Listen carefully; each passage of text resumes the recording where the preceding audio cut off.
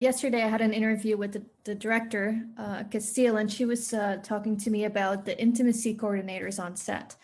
So I would like to know from you what that's like to have them. From what I'm gathering, it's like a pretty big deal to have them there, and that it's also for the actors very important to have those people on set. So if you Yeah, can elaborate on that. we didn't have an intimacy coordinator on the first and the second film. We had a wonderful one called her name was Kristien, and she wasn't on set on the third film because of COVID. Unfortunately, she couldn't be on set, but we did work with her once or twice before we started shooting to choreograph those scenes, and I think it's incredibly necessary. I think that sex scenes are just like fight scenes, and they should have choreography, and they should have a separate party to do that choreography. Mm-hmm. You started talking about intimacy coordinator and sex scenes, and I would like to ask what was the most awkward moment in maybe this part of the films or previous parts during. Yeah, well, I think I'm not sure we really had any awkward moments during the sex scenes in this film.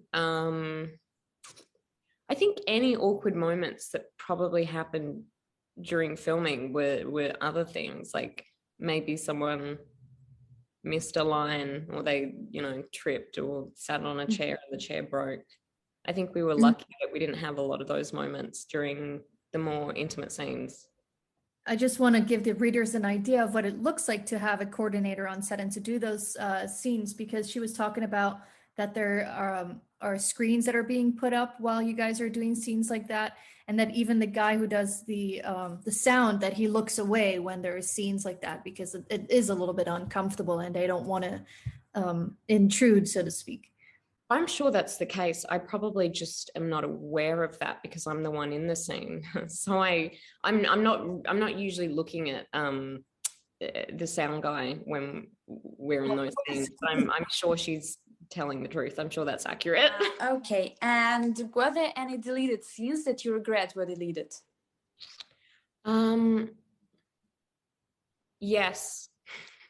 Yeah, there's a scene in the third movie that I don't think I can really say what it is, but I feel like I do wish it was there, just because personally I felt like it gave a lot of context to the next scene. But I think that's always the case. Sometimes you shoot stuff and you go, oh, I wish that was in, or I wish that they didn't include that. But yeah, I think that's not up to me. And I think they've done a great job with what they have. Just wondering what they have planned. Is there going to be an actual, in-person premiere with a red carpet and everything? Or are you guys going to have to look forward to something virtual? I don't think don't quote me on this because I'm not sure, but I don't think there's a premiere as far as I know, but I would love for there to be one, because again, the fan base for these books and these films is just so large, and we really haven't gotten to see them or interact with them since the first movie, because the second and the third are coming out during COVID. So I would love personally for there to be a premiere if that's possible, but it just depends on, I guess, if it's safe to do so. Mm-hmm. Do you have any upcoming projects except After We Fell?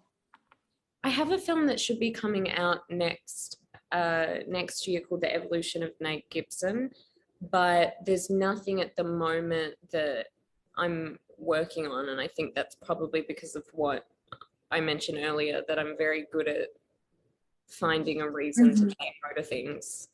Okay. Great. I think they just gave us the wrap, so thank you so much for answering all our questions. I really appreciate it. You guys.